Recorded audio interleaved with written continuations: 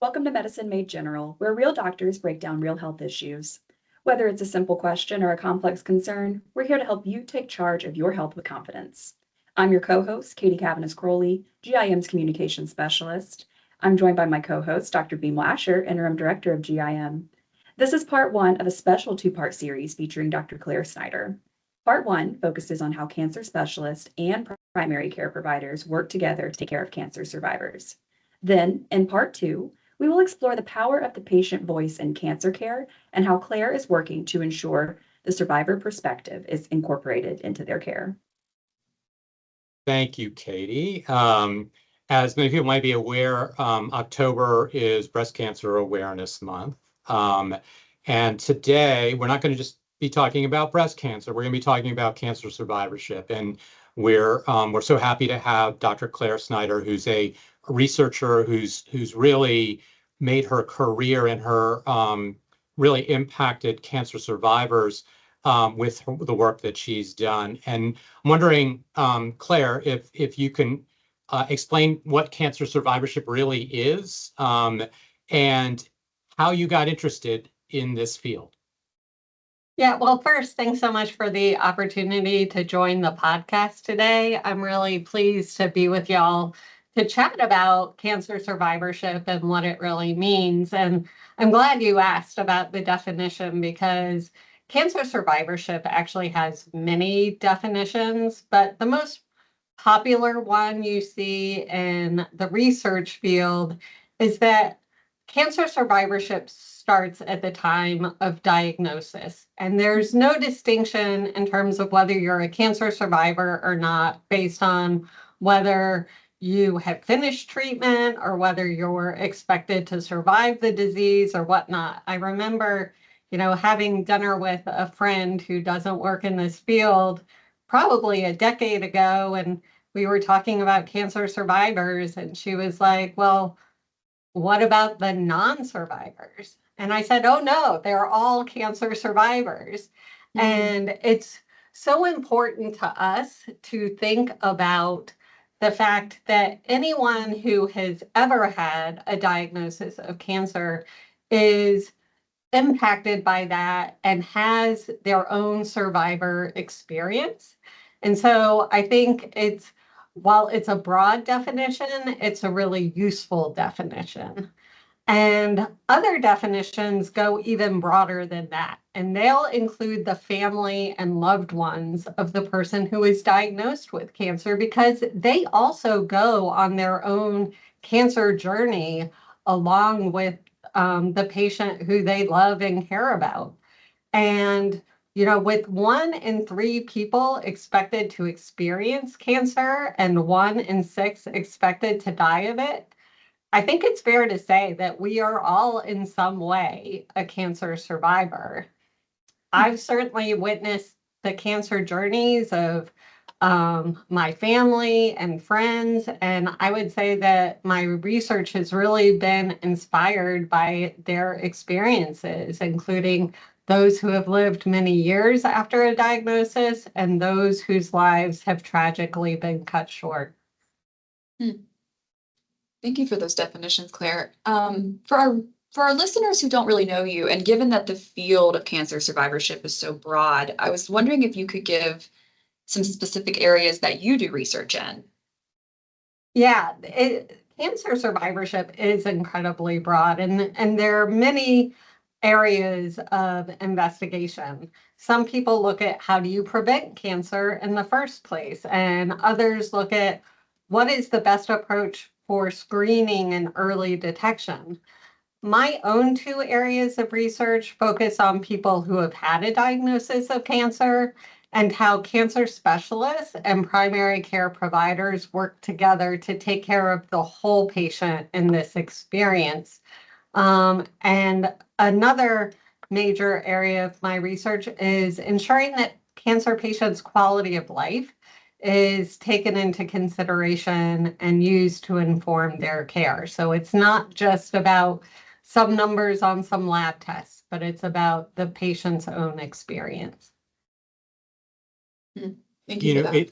It's interesting, Claire, that you bring up the primary care providers' role in care of the cancer patients. And I can tell you from a personal aspect, when I was quite young, I had a family member who was diagnosed with cancer, and I can tell you their primary care provider pretty much said, well, it's now up to the cancer team. And so I'm wondering, tell us more about what you think the role of primary care can and should be in taking care of cancer patients.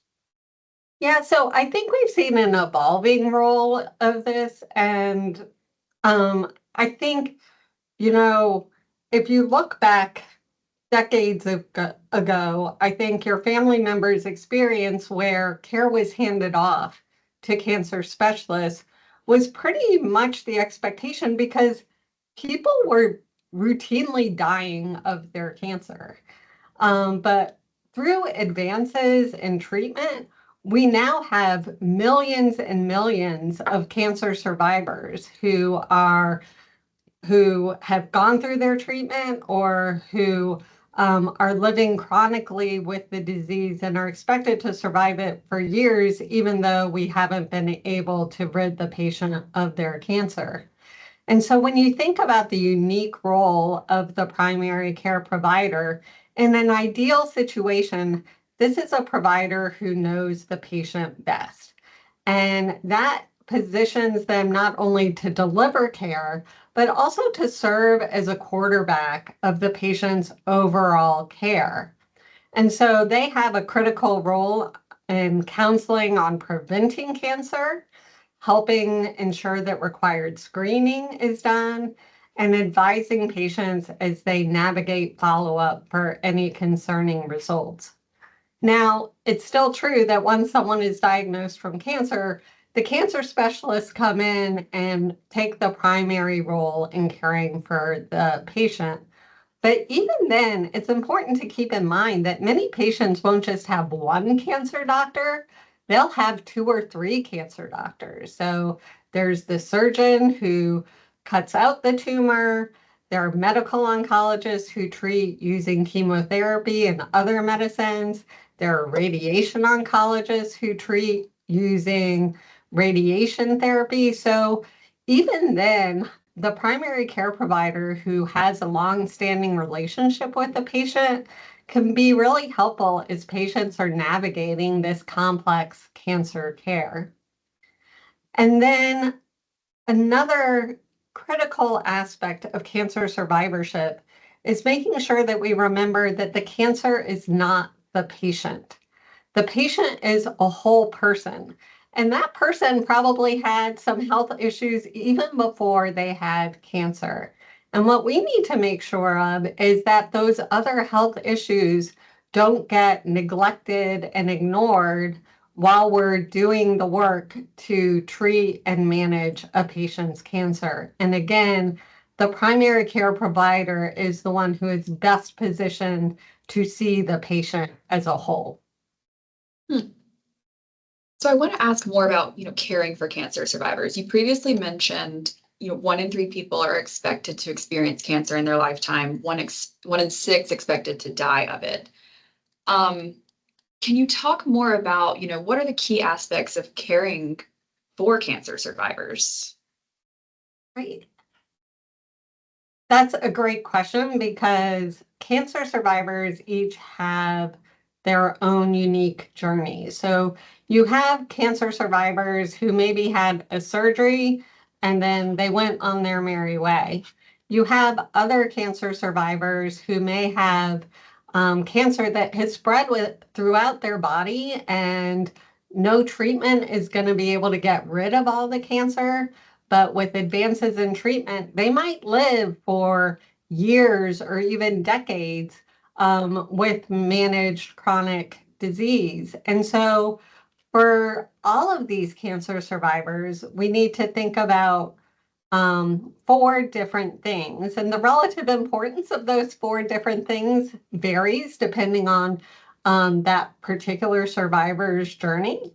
But we need to remember that these are still patients who need general primary and preventive care. Many will survive their cancer, And so we can't forget that they might be at greater risk from heart disease or from diabetes than they were from their cancer. We need to make sure that we don't forget to do other preventive care. And as we've talked about earlier, many patients have multiple conditions, especially, I think Bimal can attest to when he sees his patients that they have diabetes, they have arthritis, they have high blood pressure, who knows what. And cancer specialists aren't going to be focused on these other conditions. So primary care providers still play a critical role on making sure that we're taking care of the whole patient. The other thing is that cancer treatment is complicated and can be toxic. So in addition to curing cancer, or treating cancer or managing cancer, cancer treatments can cause other conditions to occur or worsen existing conditions. So some cancer treatments are toxic to the heart. And so that means that we need to be not just focused on a cancer in the breast, but on the patient's cardiac care.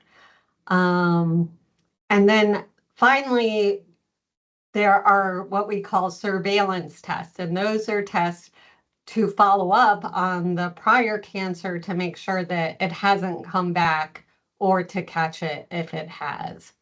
So that's a lot to keep track of, right? Yeah. And so, so what my research has focused on is figuring out the appropriate roles for cancer specialists and primary care providers and managing all of the above and figuring out who's going to be in charge of what. And more importantly, regardless of who's going to be in charge of what, making sure that all the groups know who's going to be in charge of what. That's a really good point. As a primary care physician, I do find sometimes it's confusing, and it's confusing with depending upon the cancer specialist, the type of cancer they're seeing. And so I wanted to ask you a little bit more about your research. And what has been some of the key findings from what you've investigated, and what kind of implications do you think that it's had on the care of patients?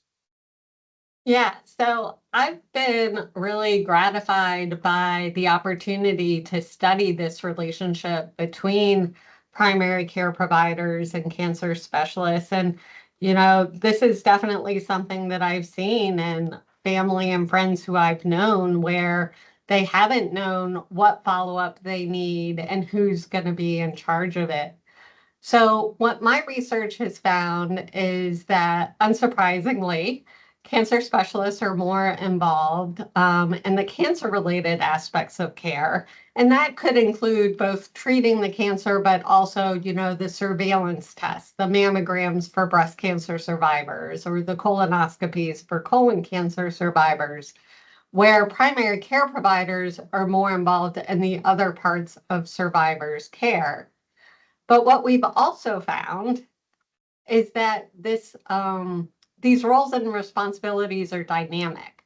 So as a patient moves further and further from diagnosis, their cancer specialists in general, especially if they have no evidence of disease anymore, their cancer specialists will become less involved in their care.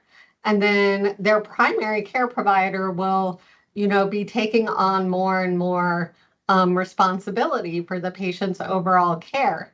But just because the cancer specialist is becoming less involved doesn't mean that the primary care provider knows that they're supposed to be, okay, now I'm the one who's going to be ordering the mammogram. Now I'm the one who's going to be ordering the colonoscopy.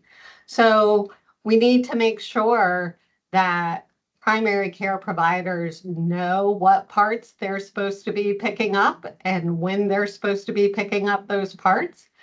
Primary care providers are experts in so many different things, but they can't be expert in every kind of cancer and every kind of cancer drug and their particular side effects. So we need to make sure primary care providers know, hey, this patient got a chemotherapy treatment that puts their heart function at risk. So that's something you need to look at.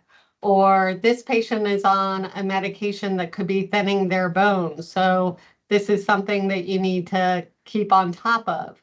And also, making sure that someone is paying attention to my blood pressure and my diabetes management, and that not everyone is only focused on my mammograms. So one of the things we've studied is survivorship care plans, which are documents that are intended to ensure that survivors and all of their providers have a mutual understanding of what follow-up care is needed and who will take the lead in delivering it. So So taking, I'm sorry, gonna go I'm gonna ahead. interject here. Sorry. Yeah. As a primary care provider, so those primary care plans, what do they consist of? So we call them survivorship care plans. And what they're supposed to do is summarize what treatments the patient received, what the potential side effects of those treatments are, what follow-up patients need, and who should be responsible for delivering that follow-up care. That is relatively easy to say. That is relatively challenging to do effectively. Oh, I'm sure. Because as I've mentioned several times, cancer treatment is complicated.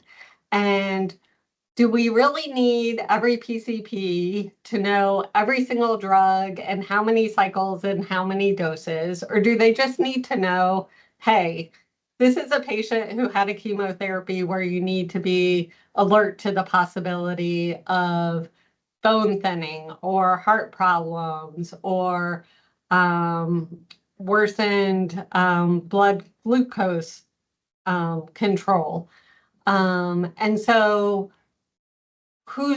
and then making sure that those survivorship care plans get delivered to the appropriate people in a usable way, because no primary care provider is going to want to look at a 5-page document, much less a 20-page document.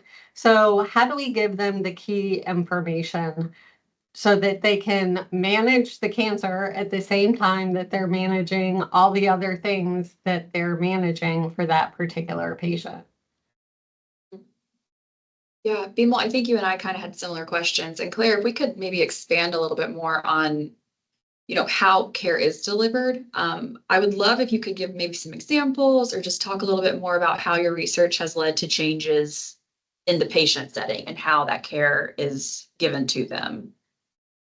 Yeah, so as we've talked about, you know, decades ago, cancer patients moved to the cancer specialist, and, sadly, in many cases, were never going to go back to a primary care provider. They were going to die of their cancer.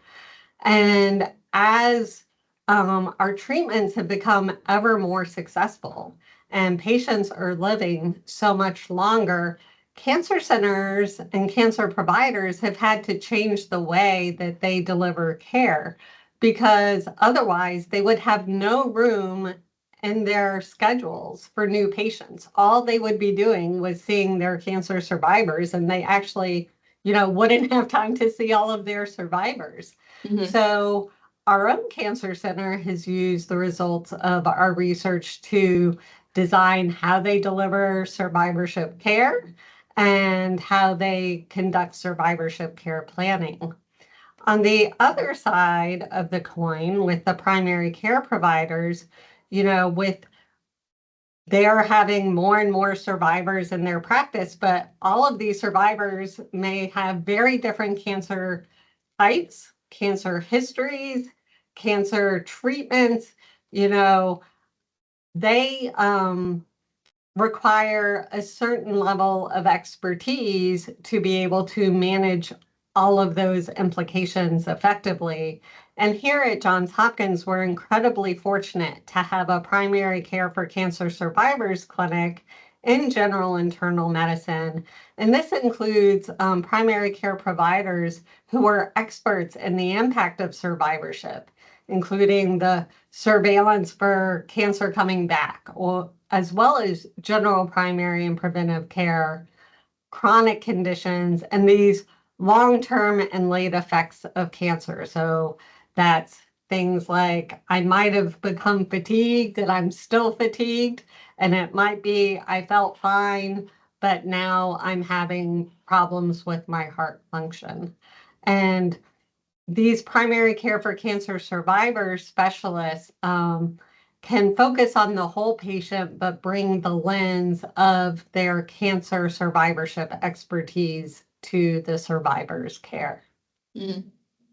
Yeah, that's wonderful. I mean that's great, and you putting it in context of the change that's occurred over the years in cancer care is so important, and I think something that we don't think about, especially some of us older primary care providers. Thank you for tuning in to Medicine Made General. In this first part of our conversation with Dr. Claire Snyder, we talk about how cancer specialists and primary care providers collaborate to care for cancer survivors. Be sure to join us for part 2, where Claire shares how she's helping to amplify the survivor voice and ensure patient perspectives are meaningfully integrated into their care. Until next time, stay informed, stay healthy.